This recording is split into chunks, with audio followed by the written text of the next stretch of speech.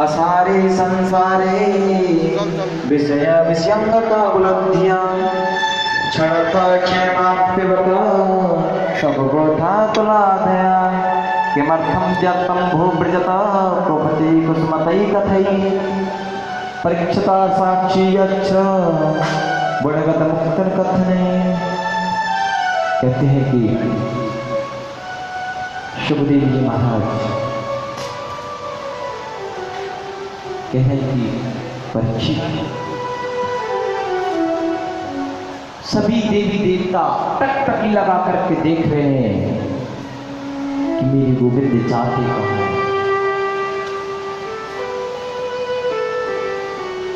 जैसे ही देवी देवताओं का थोड़ा सा पलक झपा मेरे गोविंद ने सूक्ष्म रूप लेकर के श्रीमद् भागवत महापुराण में प्रवेश।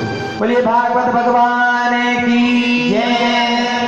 और श्रीमद् भागवत महापुराण में प्रवेश करके सूक्ष्म रूप लेकर के कह रहे हैं सुखदेव जी महाराज राजा परीक्षित से, परीक्षित आज वही 7वां दिवस है,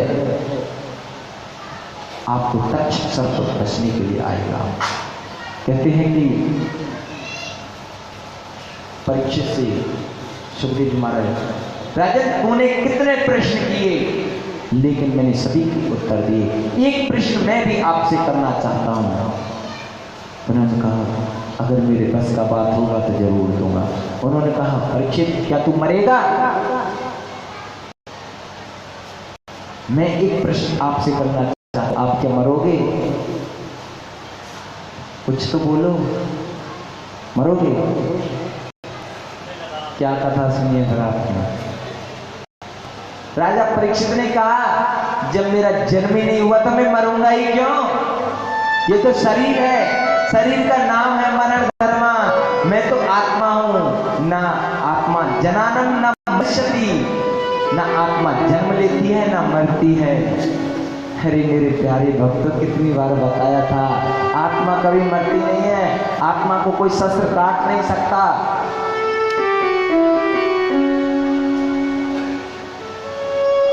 सुखदेव जी महाराज बड़े गदगद हो गए और कहने लगे अब मुझे बड़ी प्रसन्नता है कि मैं आपको कथा श्रवण कराई, आपने सुनी। और आज वो 7वां दिवस परीक्षित जी महाराज का था और तक्षक सर्प आ रहा है। कहते तक्षक सर्प कोई और नहीं है, काल है। और वो 8वां दिन नहीं लेता है, वो 7 ही दिन लेता है। Sunday, Tuesday, Monday, Thursday, Friday, Saturday जो भी होते हैं आप लगा लो, हमको नहीं पता है। 8वां दिन कोई नहीं बनता है। हम सब आप लोग ही परीक्षित हैं। एक दिन काल रूपी तक्षक सर्प आएगा और हमको डसेगा और हम प्रभु के लोग हो जाएंगे। उनको किसी प्रकार का कोई भय नहीं है। परीक्षित जी महाराज के चारों तरफ सेना लगा दी जन्मे जैनी उनका पुत्र ने कि कहीं आ ना जाए। एक बड़े विद्वान मुनि थे, उन्होंने कहा कि हम परीक्षित के पास जा रहे हैं, उनको जीवित कर लेंगे। कहते हैं कि फिर एक ऋषि का वरदान भंग हो जाता, क्षीण हो जाता, इसे उनको वापिस कर दिया। और तक्षक सर्प छोटा सा रूप धारण करके पुष्पों पर बैठ कर आया, परीक्षित की नाक पर बैठा और डंक मारा। लेकिन परीक्षित जी महाराज तो पहले ही अपने शरीर को छोड़ चुके थे, 5 भौतिक शरीर को छोड़ चुके थे। शरीर था जैसे ही तक्षक सर्प ने डसा और वो जल गया। जन्मेजय महाराज ने सर्पों को मारने के लिए यज्ञ करवाया और आस्तिक मुनि ने आकर के उनको छुड़वाया कि नहीं, अपराध सर्पों को नहीं मारना। कहते हैं कि कलयुग का एक ही सबसे बड़ा लाभ है। कहते हैं कि कलयुग का एक ही बहुत अच्छा वो है, इसलिए परीक्षित महाराज ने कलयुग केवल नाम आधारा, सुमरि सुमरि नर उतरे पारा।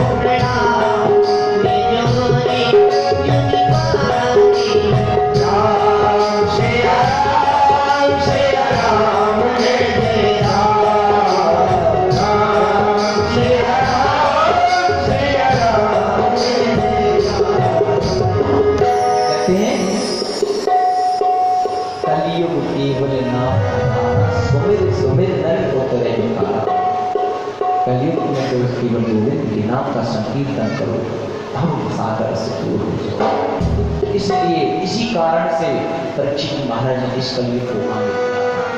कहते हैं कि मार्कंडेय मुनि को प्रलय के दर्शन कराए थे, और कैसे प्रलय में दर्शन कैसे कराए थे?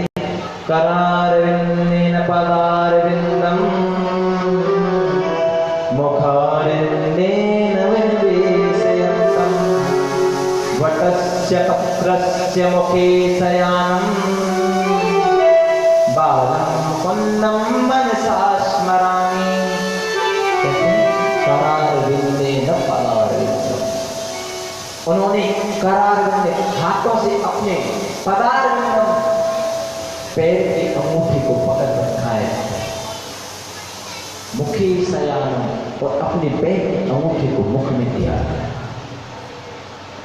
बतस वट कहते हैं बरगद को, बरगद के पेड़ की पत्ते के ऊपर शयन कर रहे हैं।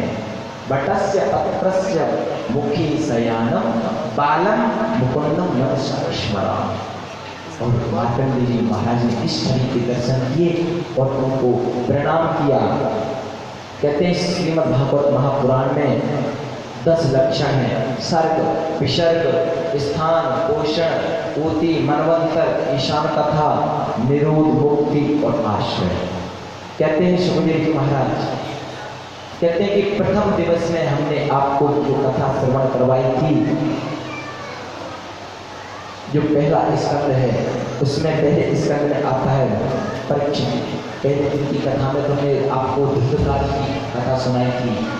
द्वितीय दिवस में हमने आपको परीक्षित का जन्म, कुंती की स्तुति, भीम की स्तुति, राजा की सभा में सुखदेव जी का आगमन। और कहते हैं तृतीय दिवस की कथा में हमने सत्यो मुक्ति, क्रम मुक्ति का वर्णन, ब्रह्मा की उत्पत्ति और चतुर्श्लोकी भागवत की व्याख्या, विदुर मैत्रेय संवाद, ब्रह्मा जी की उत्पत्ति, हिरण्याक्ष का वध आदि का वर्णन सुनाया था। चतुर्थ दिवस में हमने आपको प्रहलाद की कथा श्रवण कराई थी, और अजामिल उपाख्यान, मेरे गोविंद का जन्मोत्सव, श्री राम का जन्मोत्सव, और गजेंद्र मोक्ष पंचम दिवस में सुनाया था। कहते हैं प्रभु की लीलाओं का वर्णन, गोकुल की लीला, वृंदावन की लीला और द्वारका की लीला, गोवर्धन पूजा का श्रवण कराया था। और षष्ठम दिवस की कथा में मेरे गोविंद जरासंध को युद्ध करके और कंस को मार करके द्वारकापुरी में गए। रेवत नाम की कन्या, रेवत नाम के राजा की कन्या रेवती से मेरे बलराम जी का विवाह हुआ। कुंडनपुर के राजा भीष्मक राजा की पुत्री से मेरे गोविंद का विवाह हुआ और सप्तम दिवस की कथा तो आप सभी ने श्रवण करी है। कहते हैं कि नव योगेश्वरों का संवाद, श्री कृष्ण उद्धव संवाद, यदुवंशियों को साप लगना और यदुवंशियों का उद्धार, उद्धव जी का बद्रीधाम जाना, कलयुग के दुर्गणों का उपक्षेप करना और जन्मेजय जी का यज्ञ करना, आस्तिक मुनि के द्वारा उसको बंद कराना। कहते हैं कि सभी भक्त पुराणों की कथाओं में श्रीमद् भागवत महापुराण श्रेष्ठ है। इसी प्रकार कहते हैं क्षेत्राणां चैव सर्वेषां यथा काशी धनंजय तथा पुराणकृतानां च श्रीमद्भागवतां द्विजम्। कहते हैं जैसे पुराणों में उत्तम श्रीमद्भागवत महापुराण है और क्षेत्रों में गंगा, नदियों में गंगा श्रेष्ठ है, क्षेत्रों में काशी श्रेष्ठ है, ऐसे ही श्रीमद्भागवत महापुराण पुराणों में श्रेष्ठ है। सभी भक्त लोग अपने सर को ढक करके हमारे साथ में मंत्र का उच्चारण करेंगे। सभी भक्त मसरत है कि अपना अपना सर ढक लें सभी और हाथ जोड़ के भगवान की काटते हैं। व्यास जी पहले श्लोक बोलेंगे, थोड़ा थोड़ा करके उसे बोलेंगे। आप सभी लोग उसके पीछे पीछे उस श्लोक को बोलेंगे। व्यास जी के पीछे पीछे उस श्लोक को बोलेंगे, थोड़ा थोड़ा करके बोलेंगे उसे। व्यास जी आप लोग भी बोल सकते हैं, उसी प्रकार से बोलेंगे। आप सभी बोलें। नाम संकीर्तनम यस्य नाम संकीर्तनम यस्य सर्व पाप प्रणाशनम सर्व पाप प्रणाशनम प्रणामो दुख शमनः प्रणामो दुख शमनः तम नमामि हरिं परम तम नमामि हरिं परम नाम संकीर्तनम यस्य नाम संकीर्तनम यस्य सर्व पाप प्रणाशनम सर्व पाप प्रणाशनम प्रणामो दुख शमनः प्रणामो दुख शमनः तम नमामि हरिं परम तम नमामि हरिं परम नाम संकीर्तनम यस्य नाम संकीर्तनम यस्य सर्व पाप प्रणाशनम सर्व पाप प्रणाशनम प्रणामो दुख शमनः प्रणामो दुख शमनः तम नमामि हरिं परम तम नमामि हरिं परम। ओम शांति शांति शांति मंत्रहीनं क्रियाहीनं भक्तहीनं सुरेश यत्पूर्णं मया देव परिपूर्णं तदस्तु मे। पापोऽहं पापकर्माहं पापात्मा पापसम्भवः त्राहि मां पुण्डरीकाक्ष सर्वपापहरो भव। यदक्षरं परभ्रष्टं मात्राहीनं च यद्भवेत् तत्सर्वं क्षम्यतां देव प्रसीद परमेश्वर। अपराधसहस्राणि क्रियन्ते हरिसंवया। और जब वो जाने के लिए तैयार होता है तो उसकी विदाई की जाती है।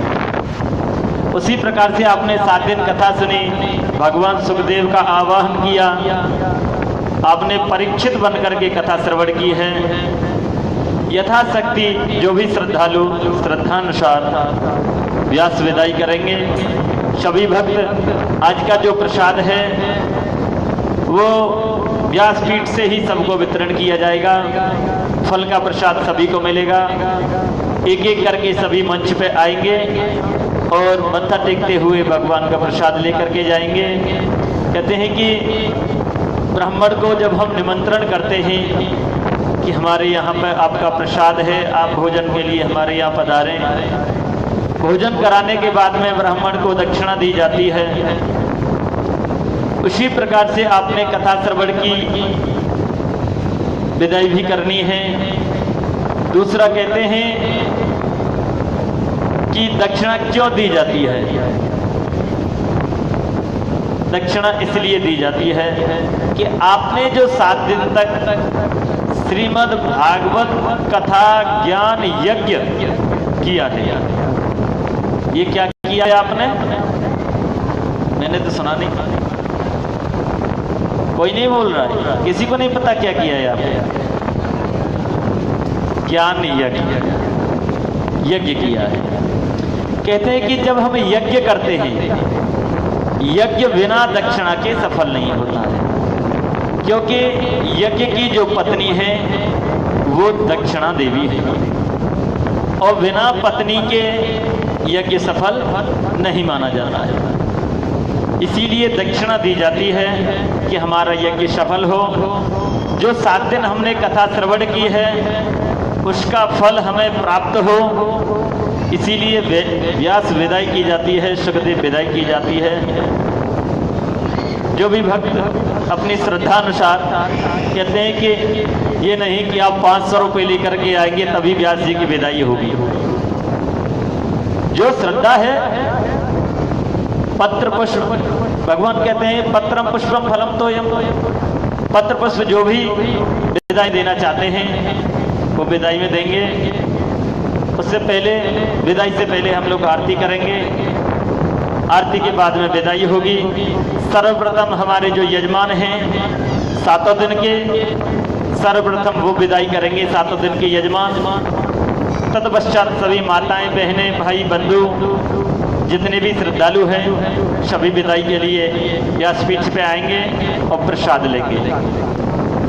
हमसे या हमारे संगीत वालों से या हमारे परम पूज्य व्यास जी से अनजाने में, हंसी मजाक में कोई अपशब्द आप लोगों से हमारा हुआ हो तो उसे अपने साथ ना लेकर के जाएं, हमारी भागवत जी पे ही छोड़ दें। हम आपके बच्चों के समान हैं। कहते हैं गलतियां बच्चे करते हैं तो माता पिता उन्हें थोड़ा डांटते भी हैं, फटकारते भी हैं और फिर प्रेम भी करते हैं। उनकी गलतियों पर गुस्सा नहीं होते। भगवान कभी किसी की गलतियां नहीं देखते। भगवान सदैव अच्छे कर्म देखते हैं, बुरे कर्मों पर ध्यान नहीं देते। अगर बुरे कर्मों पर भगवान ध्यान देने लग जाए तो हमें ये मानव जीवन कभी नहीं मिल सकता।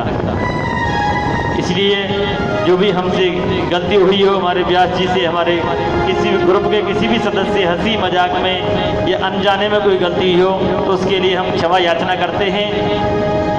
सभी भक्तों से मेरा जय श्री कृष्ण, जय श्री राधे।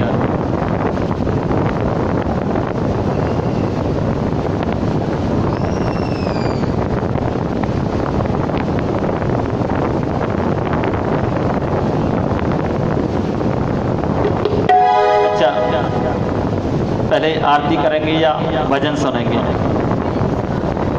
भजन सुनने के कौन कौन इच्छुक है? हाथ खड़ा करें जो भजन सुनना चाहते हैं। अच्छा, एक हमारी बिटिया है, वो एक भजन सुनाना चाहती है। हमारे संतोषी माता मंदिर के जो पुजारी जी हैं, पंडित जी हैं, उनकी भतीजी हैं, वो हमारी बेटा लगती है। वो एक छोटा सा भजन आप लोगों को सुनाएगी। उसके भजन में आप लोग भी साथ दें, तालियों का साथ देते हुए।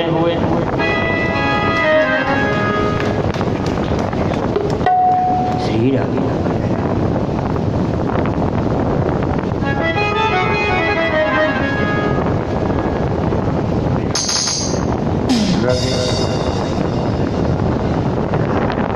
बोलिए अपने अपने सदगुरुदेव महाराज की जय। सदगुरु मैं तेरी पतंग, बाबा मैं तेरी पतंग, हवा विच उड़दी जावांगी।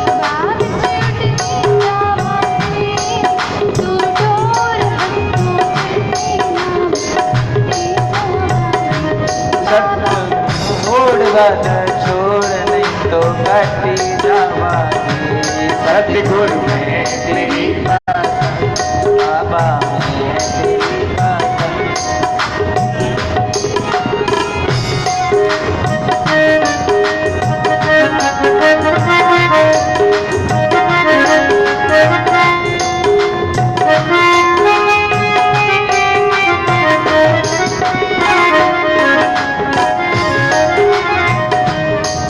बड़ी मुश्किल दे नाल मिलिया मैनू तेरा सहारा है बाबा तेरा सहारा है।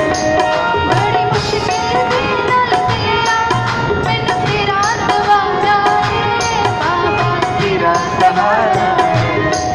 मैनू इको तेरा आसरा नाल तेरा सहारा है बाबा तेरा सहारा है।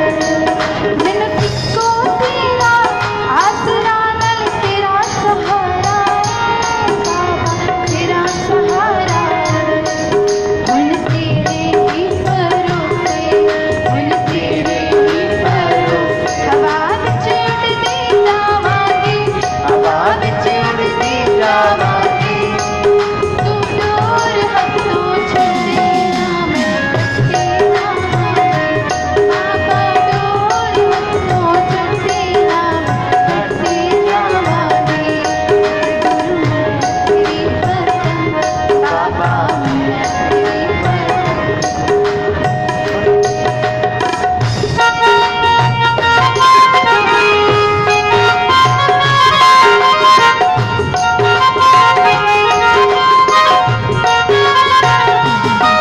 श्री राधे।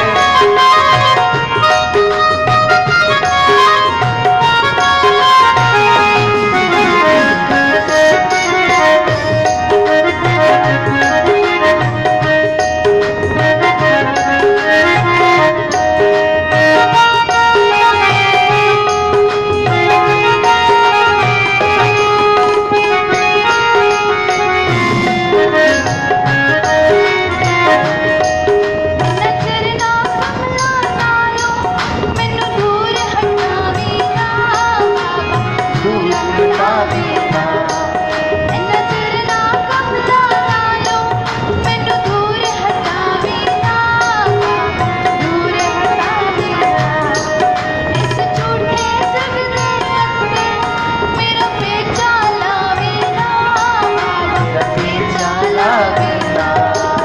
इस झूठे जग दे अंदर मेरा पेचा लावी ना बाबा पेचा लावी ना। जे कट गई ना सतगुरु जे कट गई ना सतगुरु फिर मैं लुटी जावांगी फिर मैं लुटी जावांगी। तू डोर हथों छड्डी ना मैं कट्टी जावांगी बाबा मैं तेरी पतंग बाबा मैं तेरी पतंग। हवा विच उड़दी जावांगी हवा विच उड़दी जावांगी। तू डोर हथों छड्डी ना मैं कट्टी जावांगी बाबा डोर हथों छड्डी ना मैं कट्टी जावांगी बाबा डोर हथों छड्डी ना मैं कट्टी जावांगी बाबा डोर हथों छड्डी ना मैं कट्टी जावांगी शामा डोर हथों छड्डी ना मैं कट्टी जावांगी। बोलिए सतगुरुदेव भगवान की। बहुत बढ़िया, हमारी अति प्यारी सी सुंदर बच्ची के लिए हमारी जोरदार तालियां। बहुत ही सुंदर हमारी बिटिया ने भजन बोला है। इसके लिए एक बार जोर से ताली बजा दें। अभी आरती करें। आरती ये भजन सुनना है। ऐसा भजन तो चलते रहेंगे, विदाई भी होती रहेगी, भजन भी होते रहेंगे। आप तब सुन सकते हैं। पहले आरती कर लें। आप सभी लोग खड़े हो जाएंगे आरती के लिए। लाइन से आरती करने के लिए आएंगे, एक एक से सभी भक्त